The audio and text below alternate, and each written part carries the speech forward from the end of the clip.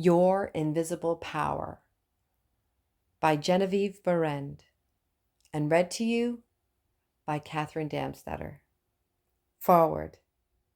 These pages have been written for the purpose of furnishing you a key to the attainment of your desires, and to explain that fear should be entirely banished from your consciousness in order for you to obtain possession of the things you want.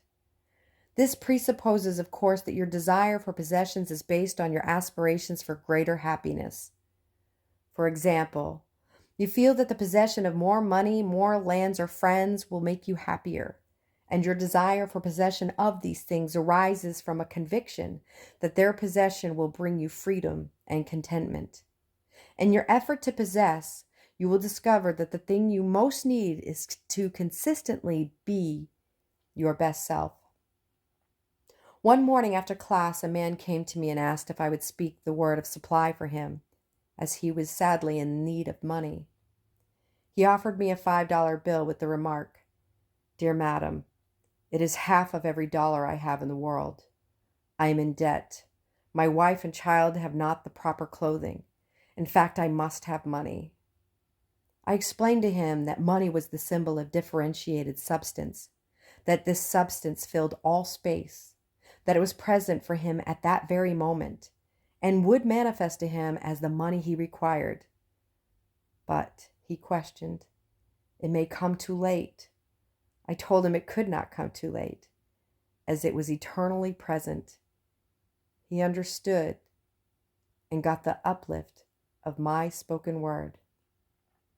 I did not see the man again, but 6 months later I had a letter from him stating he was in New Orleans. He said, "I am well established here in my regular profession of photography. I own my own home, have an automobile of my own, and am generally prospering. And dear Miss Behrend, I want to thank you for lifting me out of the depths that day in New York. 3 days after I talked to you, a man whom I have not seen for years met me on the street. When I explained my situation to him, he loaned me the money to pay my bills and come down here. The enclosed check is to help you continue your wonderful work of teaching people how to mentally reach out and receive their never-failing supply. I would never want to take anything for my understanding, as you have given it to me. God bless you." A feeling that greater possessions, no matter what kind they may be, will of themselves bring contentment or happiness is a misunderstanding. No person, place, or thing can give you happiness. They may give you cause for happiness and a feeling of contentment, but the joy of living comes from within. Therefore, it is recommended here that you should make the effort to obtain the things which you feel will bring you joy, provided that your desires are in accord with the joy of living. It is also desired in this volume to suggest the possibility in store for all who make persistent effort to understand the law of visualization, and who make practical application of this knowledge on whatever plane they may be. The word effort, as here employed, is not intended to convey the idea of strain. All study and meditation should be without strain or tension. It has been my endeavor to show that by starting at the beginning of the creative action or mental picture, certain corresponding results are sure to follow. While the laws of the universe cannot be altered, they can be made to work under specific conditions, thereby producing results for individual advancement which cannot be obtained under the spontaneous workings of the law provided by nature.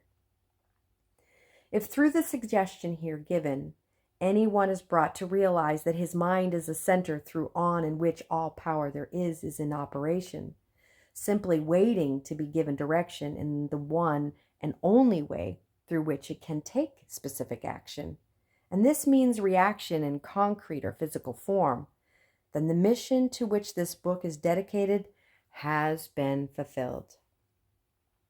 Try to remember that the picture you think, feel, and see is reflected into the universal mind, and by the nature of the law of the reciprocal action must return to you either spiritual or in physical form. Knowledge of this law of reciprocal action between the individual and the universal mind opens to you the free access to all which you may wish to possess or to be. It must be steadfastly honed in mind and borne in mind that all this can be true only for the individual who recognizes that he derives his power to make an abiding mental picture from the all-originating universal spirit of life, and can be used constructively only so long as it is employed and retained in harmony with nature of the spirit which it originated it. To ensure this, there must be no inversion of the thought of the individuals regarding his relationship to the universal originating spirit, which that of a son through the parent mind acts and reacts. Thus conditioned, whatever you think and feel yourself to be, the creative spirit of life is bound to faithfully reproduce in a corresponding reaction.